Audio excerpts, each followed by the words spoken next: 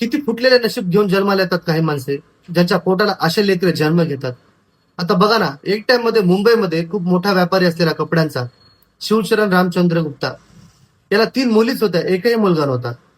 याने मुलीला खूप चांगल्या पद्धतीने वाढवलं, मोठं केलं आणि त्यांचं चांगल्या घरामध्ये लग्न केलं. पूर्ण आयुष्यभराची कमाई त्या मुलींना लावली. त्यानंतर जेव्हा याला जवळ ठेवण्याची वेळ आली, तेव्हा तिन्ही मुलींनी हात वर केले, कोणी सोबत ठेवलं नाही. त्यानंतर हा शिवचरण गुप्ता आपल्या पत्नीला घेऊन हरियाणाच्या सोनीपत मध्ये एका वृद्धाश्रमामध्ये राहायला गेला आणि आपल्या लेकरांची आयुष्यभर वाट बघत राहिली की ते कधीतरी आपल्याला येऊन घेऊन जातील. पण दुर्दैवाने 3 वर्षांनी त्याची पत्नी वारली आणि काल तो वारला. तेव्हा वृद्धाश्रमाच्या व्यवस्थापनाने या तिन्ही मुलींना त्यांच्या निधनाची बातमी दिली. तेव्हा या तिन्ही मुलींनी वेगवेगळे कारण देत तिथे यायला नकार दिला. एकीनं म्हणलं खूप दूर आहे, मला यायला जमणार नाही, तर एकीनं म्हणलं माझ्याकडे वेळ नाहीये, तर एकीनं म्हटलं की मला व्हिडिओ कॉलवर दाखवा, मी तुम्हाला 5,100 रुपये पाठवते, तुम्ही त्यांचा अंत्यसंस्कार करून घ्या.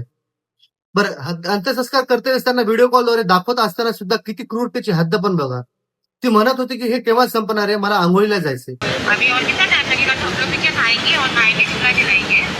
अरे ज्या बापाने एवढा मोठा त्याग केला, लहानाचं तुम्हाला मोठं केलं, जगवलं, शिकवलं आणि चांगल्या घरी तुमचे लग्न सुद्धा लावून दिली, पण तुम्ही तुमच्या संसारामध्ये एवढं मग्न झालात, एवढे आनंदी झालात की तुम्ही मायबापांना सुद्धा विसरलात. आणि शेवटी ही काय म्हणते की आमचं अस्थि विसर्जनाला पण येणं होणार नाही, तर तुम्ही तिकडच्या तिकडेच अस्थि विसर्जन करून घ्या. असे लेकरं जन्मल्यापेक्षा आयुष्यभर न लेकरं जन्मलेलेच बरे. मित्रांनो, तुम्हाला अशा कलियुगातल्या मुला मुलींबद्दल काय वाटतं कमेंटमध्ये नक्की सांगा.